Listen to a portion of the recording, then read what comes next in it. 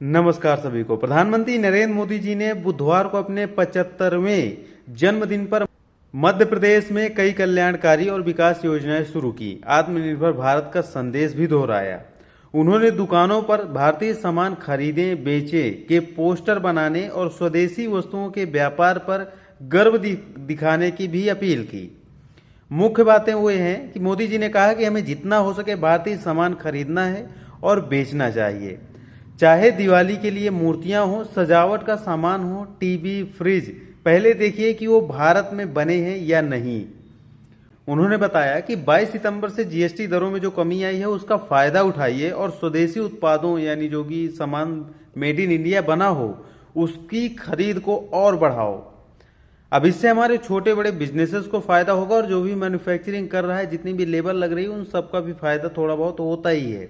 मतलब जो अगर भारत में जो बनने वाला सामान है वो बिकेगा तो जाहिर सी बात है भाई, लोग ज़्यादा उसको बनाएंगे और उसके लिए और भी लोग उनको काम करने के लिए चाहिए, तो काम करके देंगे, पैसा कमाएंगे और वो पैसा कहीं ना कहीं इर्द गिर्द भारत में ही घूमता रहेगा।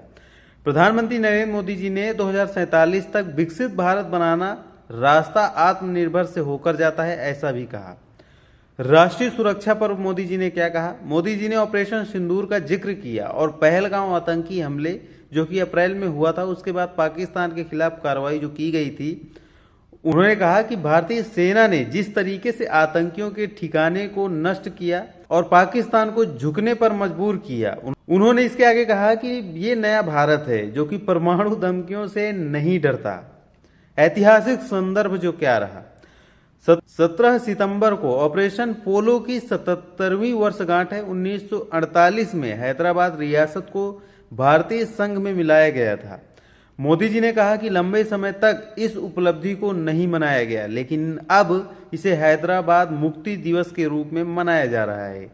इसी बीच उन्होंने योजनाएं और विकास की भी बात करी। पीएम मित्रा पार्क जो कि एक टेक्सटाइल हब है, इसका जो काम है वो पूरा हो गया है। ऐसे 6 और पार्क बनेंगे, ऐसा उन्होंने कहा। महिला सशक्तिकरण पर भी उन्होंने जोर दिया। लाखों महिलाएं मुद्रा लोन से उद्योग शुरू कर रही हैं। सरकार 3 करोड़ ग्रामीण महिलाओं को लखपति दीदी बनाने के मिशन पर काम कर रही हैं। अब तक लगभग 2 करोड़ महिलाएं इस श्रेणी में पहुंच चुकी हैं। गरीबों का कल्याण को लेकर उन्होंने कहा कि मोदी जी ने कहा कि गरीबों की सेवा उनका पहला कर्तव्य है। थोड़ा सा सहारा गरीबों को समंदर पार कराने में मदद कर सकता है। महिलाओं का जो स्वास्थ्य है इसको लेकर भी उन्होंने चर्चा की। इसी बीच उन्होंने कहा कि जब माँ स्वस्थ होती है तो सब कुछ अच्छा चलता है। महिलाओं को गंभीर बीमारियों से बचाने के लिए देश भर में लगभग 1 लाख से ज़्यादा हेल्थ कैंप लगाए जाएंगे। उन्होंने स्वस्थ नारी, सशक्त परिवार और 8वां राष्ट्रीय पोषण माह यानी पोषण माह लॉन्च किया। ये उनकी नई योजनाएं हैं। आदिवासी क्षेत्रों पर उन्होंने थोड़ा सा फोकस किया। मोदी जी ने आदि सेवा पर्व की शुरुआत की, जो आदिवासी इलाकों में सेवा संबंधी गतिविधियों की श्रृंखला है।